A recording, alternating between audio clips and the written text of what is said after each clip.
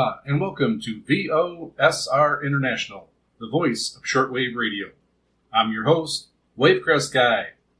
This broadcast is being transmitted by WRMI, Radio Miami International, in Okeechobee, Florida, on both 9455 and 15770 kilohertz. This broadcast is also being transmitted by Shortwave Radio in Lower Saxony, Germany, on 3975 kilohertz. So we're going to start out the broadcast with some announcements like usual.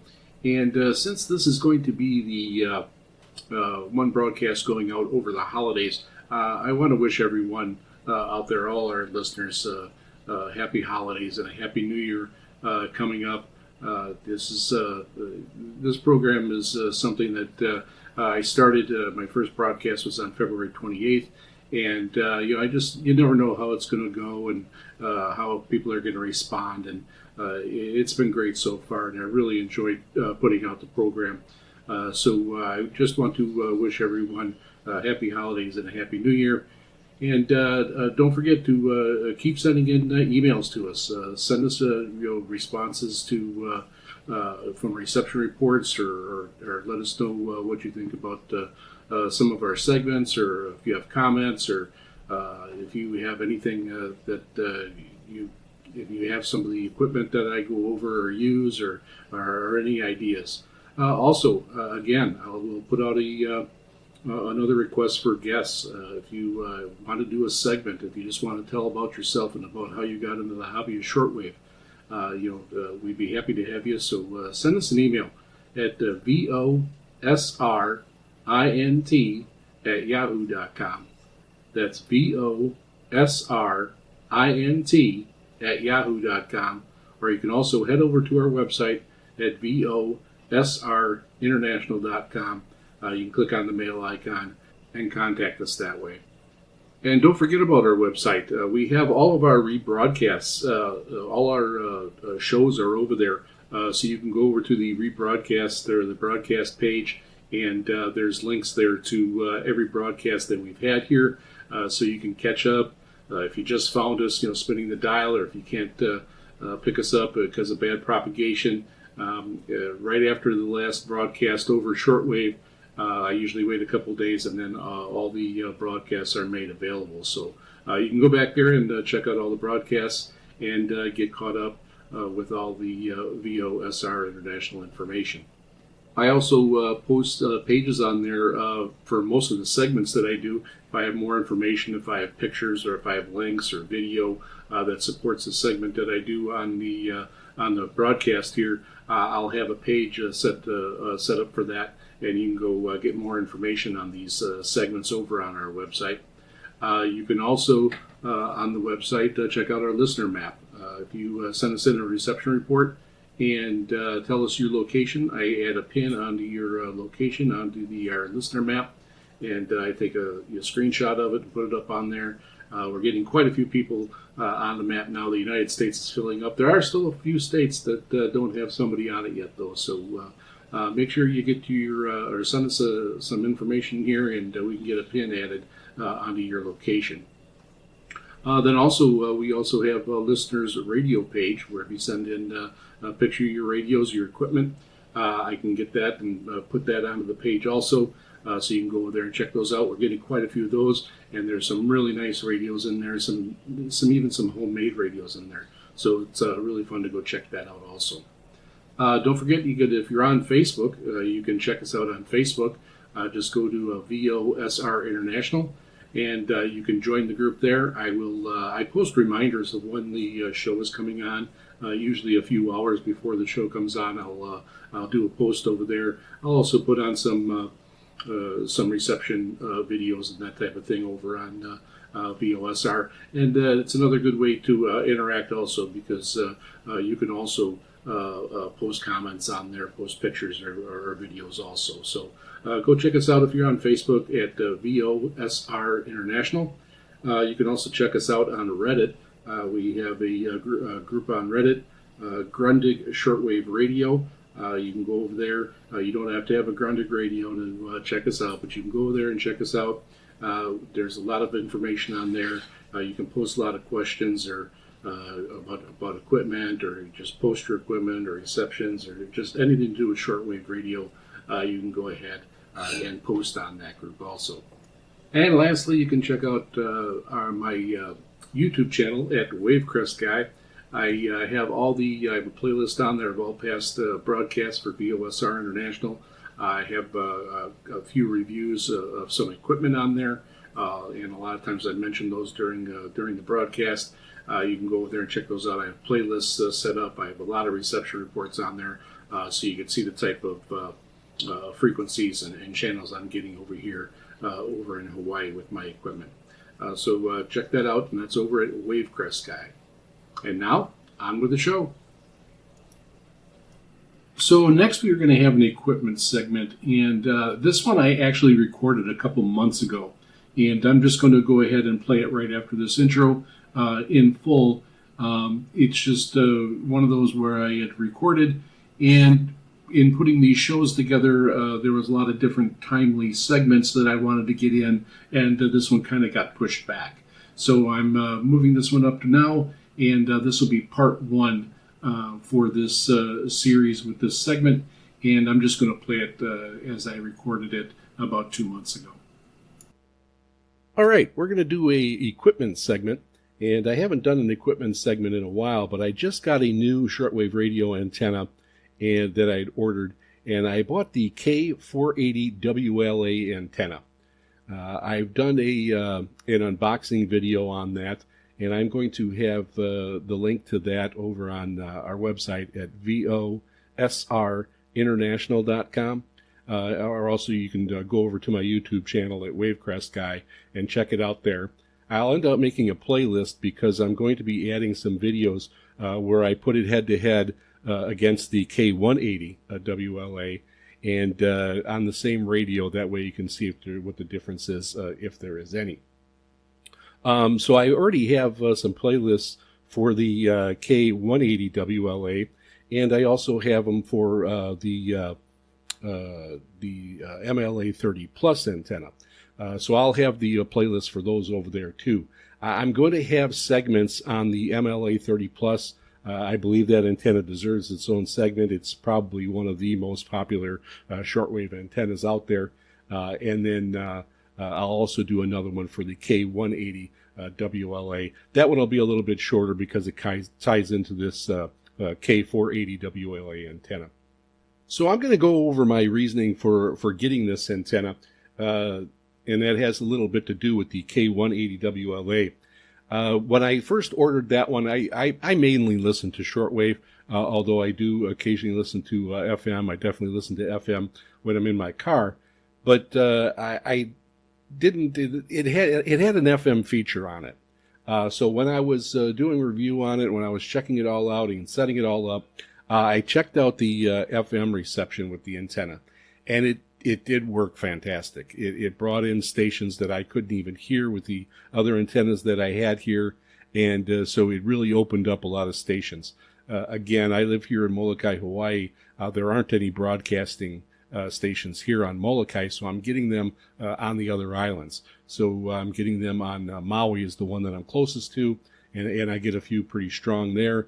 Oahu is kind of on the other side. So that is stronger on the other side of the island. So some of those can be a little bit weak, but the K180 WLA did pull them in. But the worst problem that it had was to activate that feature. There was a switch that you had to flip, and the switch was right where the antenna is connected. There's a box there that you put the loop onto, and there's 4 screws that you have to remove because it has to be watertight. If you're keeping it outside, and that's the only way to access that switch. So if you're mounting this permanently and it's up, you want to try to get it as high as you can, of course, that's not very convenient. It's not practical and just does not work. Even for me, just setting it out on my lanai, it still wasn't practical for me to be popping off that lid every time and flipping a switch to change it over to FM. So that never really got used. And again, I more or less use it mostly on my desk model here. I've got the Grundig Satellite 800 Millennium, and I use that mostly for shortwave. So it really didn't bother me that much. But after I saw how good it worked, it did get me thinking a little bit. Now, also the MLA 30 Plus in the bias box, and there's a box over again where the loop is. There was pots in there where you can adjust the gain of the antenna in there, but again, not practical. So, looking at this K480 WLA antenna, it came with a box that you're going to be able to switch right between the FM, the air band. I mean, it's got a lot of bands on it, shortwave, and it's just one button. You just click it, and it moves it over to the next one. And it also has a gain control.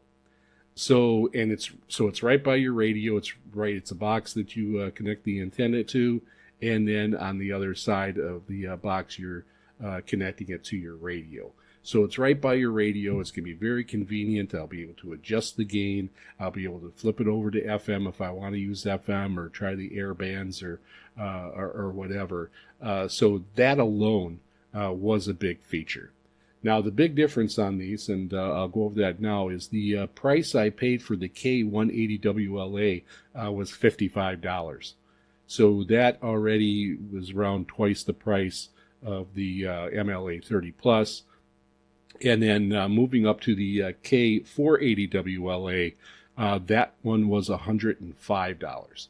So there definitely is a price difference here. But honestly, between the two, the K180 and the K480, having that box with those features on it is a big add. It if you only want the K180 WLA for shortwave or just for FM, then it would probably be fine, and you could save the money. But with this having the adjustments being convenient and usable and practical, I decided to go ahead and get this. Now we're going to see if it makes much difference. I haven't even put it together yet. So we're going to see if if the gain makes that much of a difference, where I'm able to pick up some other stations where I might not be able to get them on the K180 WLA. So that'll remain to be seen, and I'll be doing some reception videos on that and seeing how the FM works. So just going off of if it works the same, you're going to have to decide whether it's worth the extra $50 to be able to use all the bands on it. I felt it was worth it. So I'll have videos going through the receptions of my radios, and you'll be able to tell right away head to head whether it is working better than the K180. So that's what remains to be seen here. Am I only getting the adjustment, where I can switch the bands conveniently and more practically, and the gain adjustment, or is it actually better antenna also, where I'm bringing in more stations even without those added features, which of course would be even a greater plus. So anyways, let me go over what comes with the antenna. And this antenna is it comes as a kit. So it's just like the K180 WLA, where you'll get some PVC pipes that you will connect together, and it's got a slit up on top where you can put the loop through, and all of this is really well made. I want to add the K180.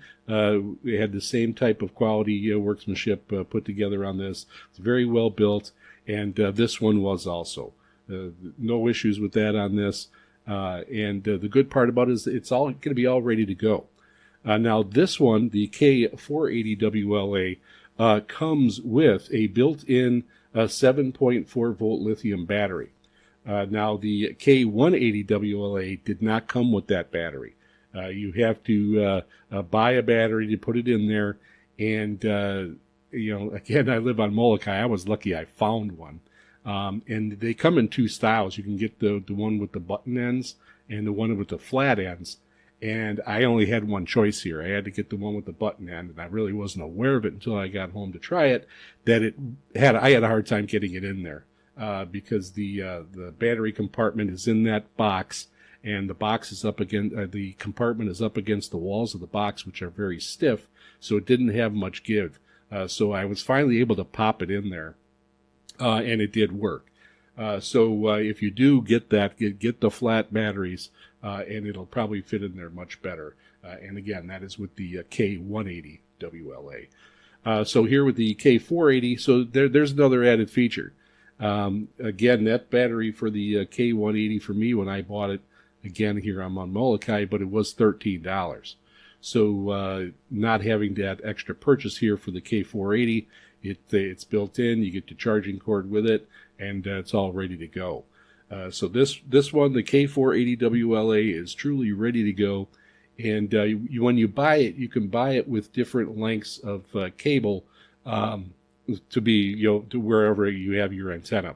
I believe I got the middle one. I have 20 meters of cable, which is more than enough for me because I just have it out on my lanai. So keep that in mind when you are ordering this.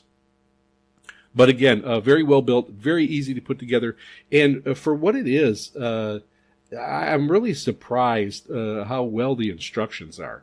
There's actually some nice pictures on this.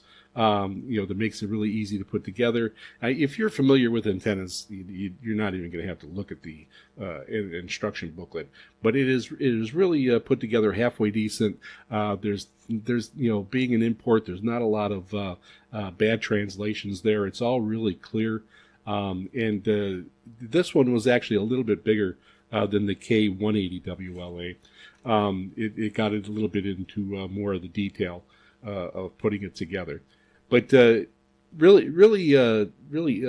easy to do. You'll have this up and running and using it in no time. The largest part for me is feeding the wire through my window and getting it over to my radio table. So very easy to do and won't take long. So I will be having those videos added here, and you'll be seeing a few. I'll do an FM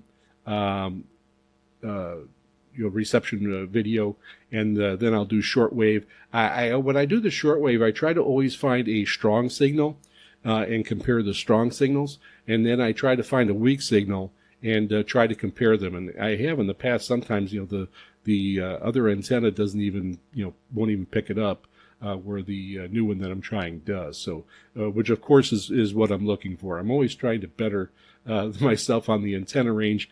I live in a condo, so I don't have enough room. I can't put up a long wire. That's just not an option for me. So I am limited on what I can do.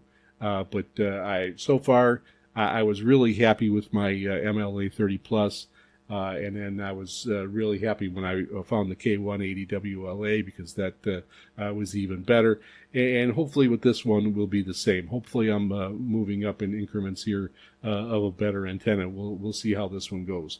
So that's going to be it for this one. I'm going to report back and have a part 2 of this K480 WLA antenna. And tell you how it ended out going. I'll let you know if it ended out replacing my K180 WLA, and if this is going to be the antenna that I'm going to be using from now on. I'm really thinking that it will be, but you just never know until you get hooked up and going. So we're going to end this one here. Let me know what you think. Do you have a K480 WLA or even a K180 WLA? Let me know what you think. Let me know what you think of those, what you liked about them, what you didn't. Let me know if you're thinking about getting one. So send an email into VOSRINT@yahoo.com. That's VOSRINT@yahoo.com. Or you can go over to our website at VOSRInternational.com. There'll be a mail link there. You can click on that and send us a message that way. And you can also check out the information that we have on there. And now we'll do a programming segment. First, I wanted to say that WRMI, I'm really pleased to see, has really gotten a few different broadcasts, new programs to listen to, and a wide variety. So I'm really glad to hear this. It's great for shortwave to have more creators out there and get some more shows and more variety for people to listen to on shortwave. So it's really good to see. So go check out WRMI's website. You can check out their Facebook page. They'll post updates or new programming there, and you can check it out and be on top of this so you know when these new shows are coming out. Now this segment here is going to be on the IQ40 with Chris O'Brien, and it is on Saturday nights at 9 p.m. Eastern on 94.55 kilohertz on WRMI. And I can go on about the show a little bit. It's a very creative show. You got to listen to it. It just started on November 8th. 2025 was the first broadcast. So go ahead and check that out. But I have actually contacted Chris O'Brien, and he sent me this clip here so he can tell you all about the show, and you'll be able to get it firsthand information. Take it away, Chris. When you wanted very much to be part of the group. IQ40. Did you ever feel alone? Out of place? Scientists grow hot dogs on trees. Destroy the Matrix. IQ40 with Chris O'Brien. 11. The latest count is 11. Greetings from Philadelphia. I'm Chris O'Brien, the host of the brand new show on WRMI and 94.55 kilohertz, Saturday nights, Eastern Time in the United States, 9 o'clock, 6 p.m. on the West Coast, 2 a.m. UTC. Still kind of getting used to that. A little bit about how and why the IQ40 evolved, and then I'll give you a little bit about my background. Back during the pandemic, I started to realize that there were seemingly interesting changes happening with what I was hearing from young listeners that I would talk to. A giant radio fan and love music, and I wanted to see, how the pandemic was affecting people. Well, anyway, I found out that because of things like TikTok, younger people were listening to music in shorter bursts. Even like songs that end up becoming top 40 hits in America would maybe now start out as the music underneath a Apple video or a one of the music pieces you can use to generate a custom iMovie about your family. And then all of a sudden you realize that song may have been the instrumental or the actual real song that actually is being used as your soundtrack for your personal movie, legally, actually, according to, the guidelines of iMovie. But, you're also promoting a new artist, so it kind of works in an interesting way. So I realized that the models were changing over time, and especially when it comes to radio consumption. So because of that, music is being consumed by the audience in shorter bursts. And I started to think about this idea that I had originally thought about as a micro 40. And it's like, well, how can you really change the top 40 model? It works for a reason, but people don't have time anymore to listen to a 4-hour countdown show. They just don't. And if you can give people the biggest hits on the planet, all the biggest hits on the planet in under the 30 minutes, then that's definitely a very interesting value sell to an audience, possibly. But then it's, where do you put it? And I had a little bit of traction doing a talk show on shortwave, a couple years back. A lot of the feedback I would hear was, from around the world, but also from right around my own backyard. It's almost like a dirty little secret in America. I thought a great way to experiment with something like that would definitely be utilizing shortwave because of its reach, and also the fact that when contemporary hit radio in the United States and of course in Europe is an overkill, but that doesn't necessarily cover the entire world or planet. Also, there's a huge group of people who I have a great respect for, radio people, and especially shortwave listeners. And those listeners are people who, to me, I don't want to be critical because there's, a lot of great programming on shortwave radio, especially on WRMI, and some stuff on WBCQ as well.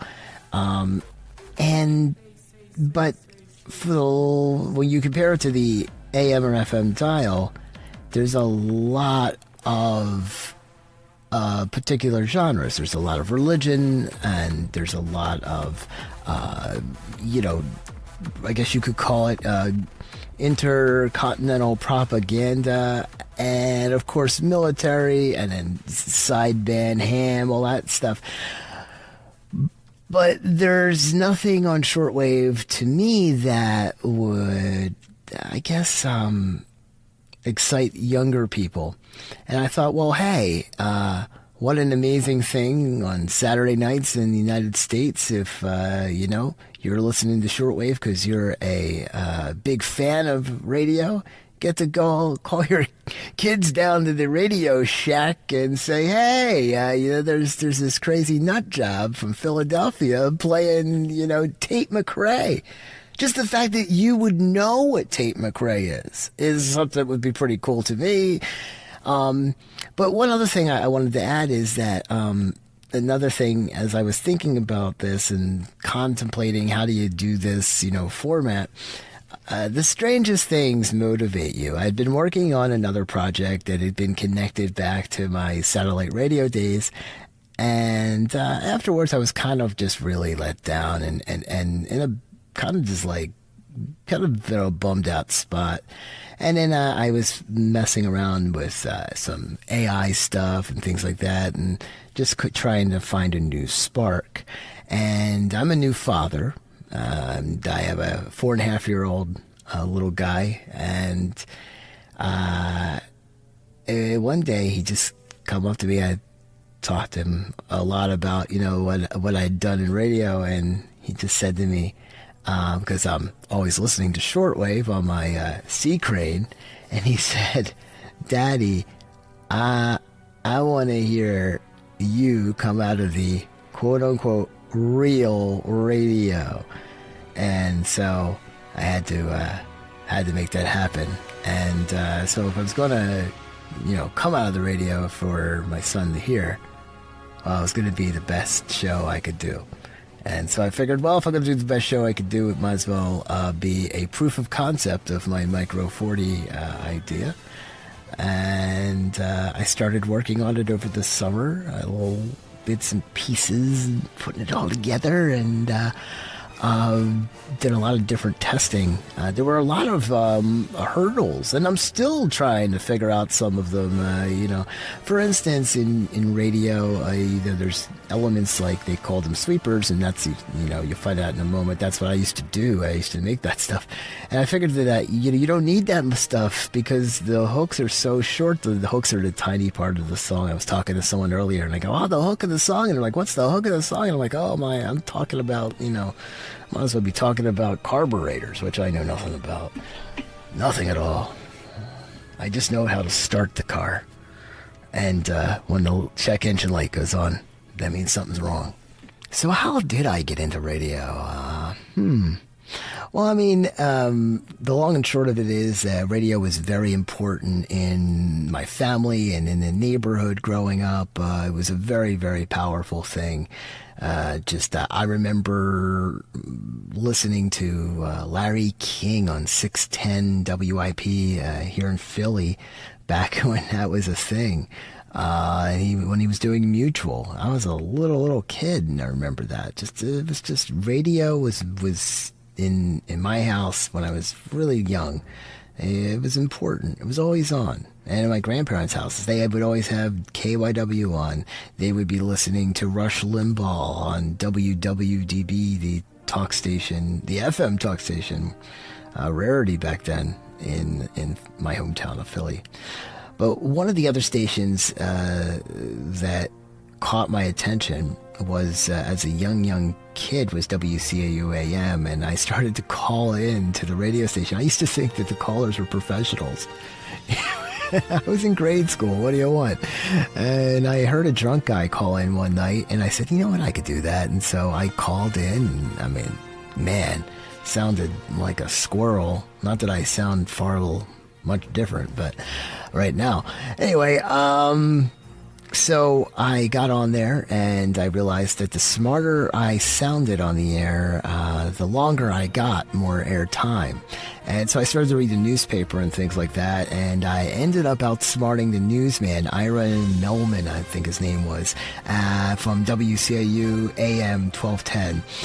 And I was calling in with the Mary Mason midday show and the former mayor, Frank Rizzo, his afternoon show. And I think that they may have, and I don't have any confirmation on this, but I think that they may have wanted to limit how much my annoying voice was on, but didn't want to break a little kid's heart. And so they came up with a funky little title for me, the WCAU Youth Advisor. But I would use that title to get in at this radio station in Wildwood, New Jersey, WFNN, WJNN. That's a long story for another time, how that all worked out. But it was there where I learned that I wanted to be a production guy. And something had happened a few years behind this. There was a new radio station that had come on in Philadelphia. Just everyone was talking about it. It was called Q102. And they were just like this, like MTV hip, really, really funky, amazingly colorful radio station. Everybody was, all about it. And I remember listening to this piece of what I would later know was called imaging. And it's like, beep, beep, beep, beep, 12 midnight at the hottest radio station on the planet. This is WIOQ, Philadelphia. And I was just mesmerized with that. Well, now here I am at this radio station in Wildwood in a house in Green Creek, New Jersey, given the task of putting together a commercial and not really wanting to do it. I was really kind of thinking that job meant I was a producer for a talk show. I went there thinking I had a job as a talk show host in the beginning. That's a whole nother story. I was just kind of trying to save myself from drowning at this place. And they had to transition a staff at the same time. And anyway, I ended up getting this kind of intern production job. They paid me in trade, kind of weird scenario. And I had to learn how to do production. And while learning to do production, this is why God created me. This is why God put me on earth. And I remembered that that piece. And I called up this guy named David J., who was the production guy at Q102, and I said, I want to do what you do. And he goes, I'm not a DJ. Let me call 263-1021. I go, no, I know what you do. I want to be the guy that makes those things in between the songs. And that started my trek in the world of what they call radio imaging, which is responsible for, I'm the person that would be responsible as imaging director to make sure that all the station's pieces that talk about the station with the big, deep voice guy. And speaking of deep voice guys, one of those voice guys that would inspire me to make production, to be that production guy, was Mark Driscoll. And he was the guy who created the station that was creating all the buzz in Philadelphia that got me all excited about the production in the very beginning, even though I didn't know what it was. And it was amazing because I ended up getting to work with David J at Q102. He was gracious enough to let me come in there, and I didn't have to do any of the intern crap. I wasn't photocopying sound effects. No. I wasn't doing any of that stuff. I knew somebody that paid thousands of dollars for an internship. They came in behind me at Q102, and they were, relegated to sound effects copying, and I wasn't. And so anyway, I started working with doing different pieces, and finally at Q102, a DJ, very famous guy from the world famous Z100 in New York, and he was now at Q in Philly, named Chio. He asked me to make his intro for his show. It aired, and the rest is history. And a little while after that, I was hired by just an amazingly talented marketing guy, and back then, a radio guy, Frank Cerami, one of my best friends in the world. And he was amazing in the fact that he was building this brand new company called Soundbite, and it had all the most advanced stuff you could imagine. So I got to learn, I got to work, he hired me, and I got to learn Pro Tools, like just sit there and play with it on my own, terms.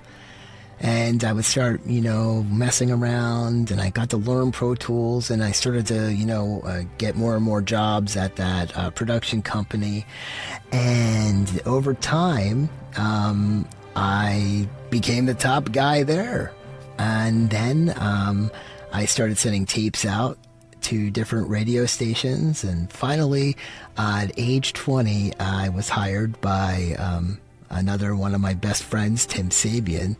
And he took a chance on me, and wow. And after that, it was just like a race. I went to XM Satellite Radio. I had gotten signed by Don Buchwald and Associates, who had represented Howard Stern for production. I mean, it was insane. And then so I imagine this, my first boss, Tim Sabian. My second boss, Lee Abrams at XM. In 2003, I come back to Philadelphia, come home, and I get to work with the legendary Jerry DeFrancesco, who'd worked with Rick Dees, Kiss Los Angeles, Gannett, and it was just, it was an amazing experience. And when I worked at Mix, it was like the legendary DJ Joe Mama, who, passed away, and Brian Murphy. God, I miss those guys. Both not with us. God in heaven, but yeah. So then after Mix 95.7, I went on to make a movie. I kind of branched out into filmmaking. I made a movie called Tapped, and then some documentaries. I did a documentary on the public announcer for the Philadelphia Flyers, Lou Nolan, and another one on Aaron Cohen, who was the writer of HBO's 24/7 series. And that was pretty cool. I got a chance to interview and speak with another great narrator, Liev Schreiber. Really cool guy, nice, down to earth.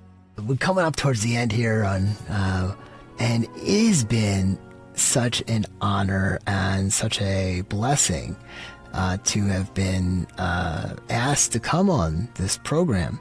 And yes, it's nice to be asked to come on any kind of a show, but what I enjoy about coming on a program like this is that this is something that's going to be archived.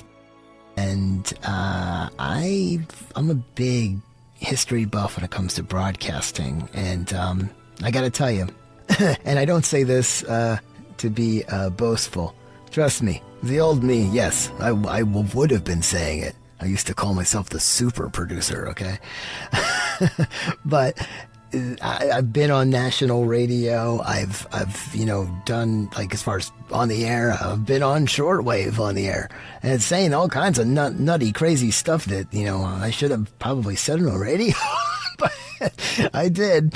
But I was never, ever nervous on a radio recording where I'm talking like I am now. This one was important. And thank you so much for the opportunity to be on VOSR International. Thank you, Jeff Silvers. Thank you so much, Chris. As you could tell from that clip from Chris, it is a really creative show, and it is really fun. The time flies when you're listening to that show. So be sure you check them out. That's the IQ40 with Chris O'Brien, Saturday nights at 9 p.m. Eastern Time on WRMI on 9455 kilohertz. So send us an email here at VOSRINT@yahoo.com. That's VOSRINT@yahoo.com. Or you can go over to our website at VOSRinternational.com, and you can click on the mail icon that way and contact us. But let us know, have you caught IQ40 with Chris O'Brien yet? Let us know if you're going to catch it, and it's something you don't want to miss. Go ahead and check it out. And then come on back here and let us know. So our last segment for this broadcast over the holidays is going to be a special edition of On This Day in Shortwave Radio History. And we are going to play the first ever Royal Christmas Message that was broadcast live over the radio by King George V on 1932. And then we are also going to have another Christmas message that we will have right after this one. So here is King George V in 1932 with his Christmas message. Through one of the marvels of modern science, I am enabled this Christmas Day to speak to all my peoples throughout the empire. I take it as a good omen that wireless should have reached its present perfection at a time when the empire has been linked in closer union. For it offers us immense possibilities to make that union closer still. It may be that our future will lay upon us more than one stern test. Our past will have taught us how to meet it unshaken. For the present, the work to which we all equally bound is to arrive at a reasoned tranquility within our borders, to regain prosperity without self-seeking, and to carry with us those whom the burden of past years has disheartened or overborne. My life's aim has been to serve, as I might, towards those ends. Your your confidence in me has been my abundant reward. I speak now from my home and from my heart to you all. To men and women so cut off by the snows, the desert, or the sea, that only voices out of the air can reach them. To those cut off from fuller life by blindness, sickness, or infirmity, and to those who are celebrating this day with their children and their grandchildren, to all, to each, I wish a happy Christmas. God bless you. I hope you enjoyed that piece of radio history. And one interesting fact about that, that speech was partially written by Rudyard Kipling, and it celebrated the wireless connection and the history that brings forward is just remarkable. And so it really, at that time, it brought the whole British Empire together, and which was amazing back then, considering how far apart they were. Now, this next historic broadcast happened on December 25th of 2016, and it is Queen Elizabeth delivering her Christmas message. And this was broadcast by the BBC on the frequency of 7465 kilohertz.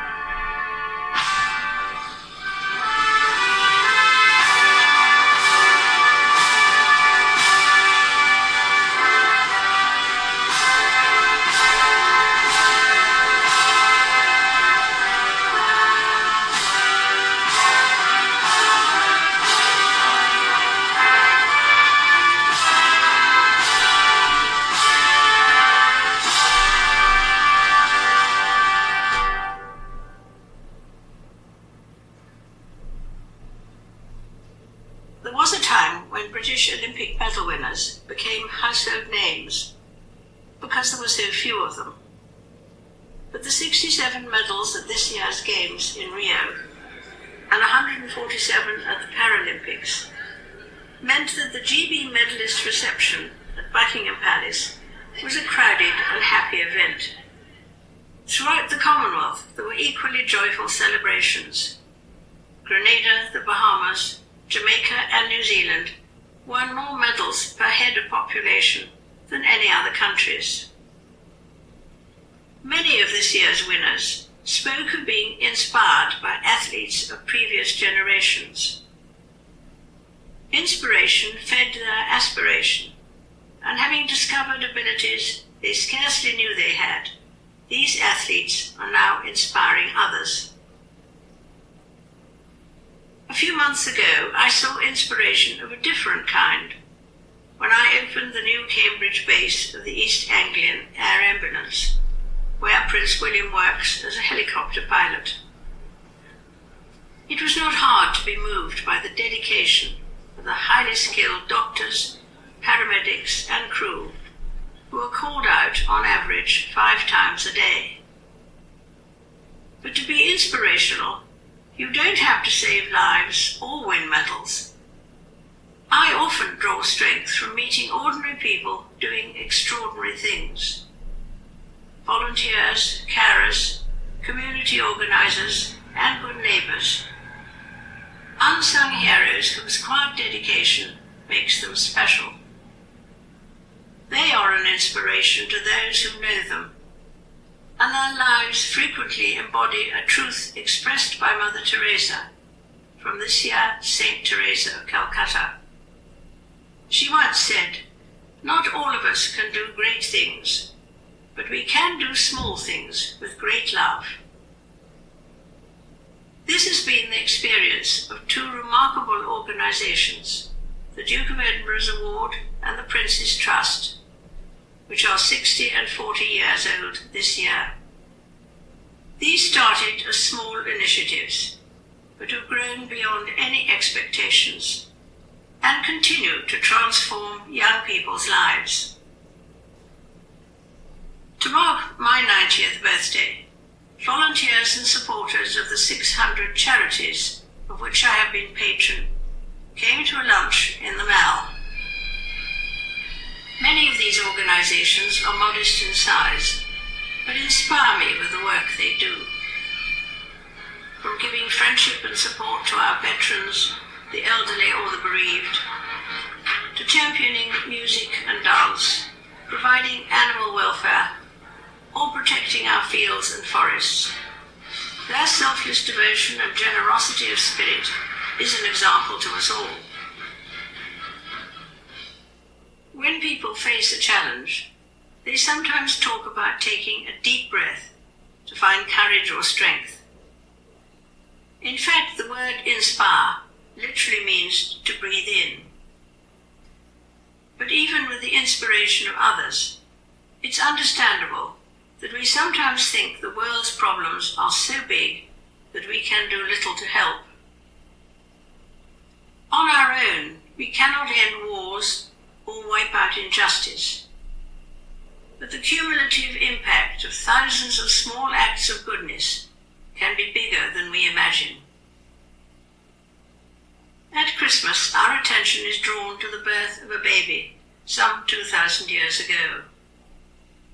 It was the humblest of beginnings, and his parents, Joseph and Mary, did not think they were important.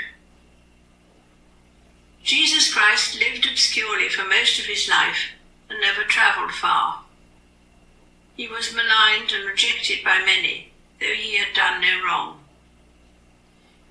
And yet billions of people now follow his teaching and find in him the guiding light for their lives.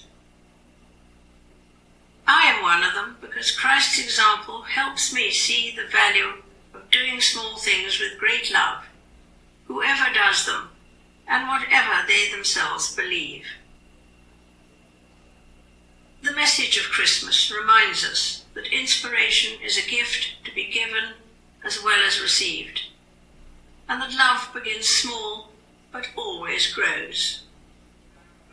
I wish you all a very happy Christmas.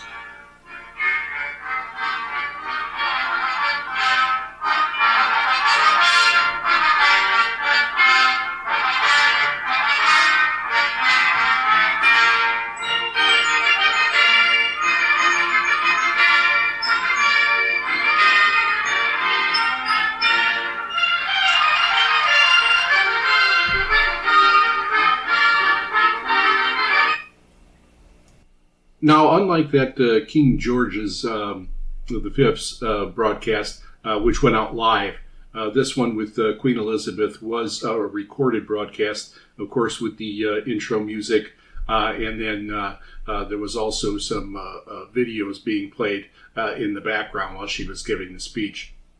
And then at the end, of course, the ending music, closing music. But it did get broadcast out on the BBC on Christmas Day. We hope you enjoyed those two historic broadcasts, and we here at VOSR International wish everyone very happy holidays and a very happy New Year. And now, on to the mailbag. First, we'll start out with Paul from the Canary Islands, and he reports that he had heard the show last Saturday evening on 15770 kilohertz. This would have been December 6th.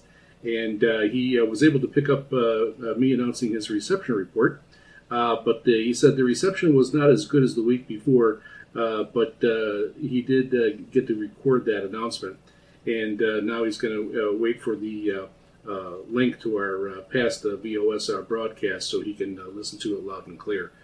Next, we have Kari from Finland, and he reports picking up the show on December 11th on 3975 kilohertz. They had just gotten back in to check the radio, and was only able to pick up the last few minutes of the show, and listens through Kiwi SDR.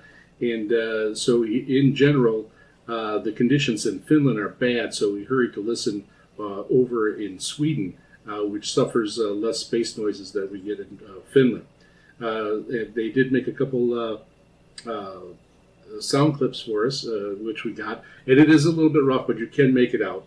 And Kari also did tell a friend about the listening to the show, and hopefully they will become listeners also.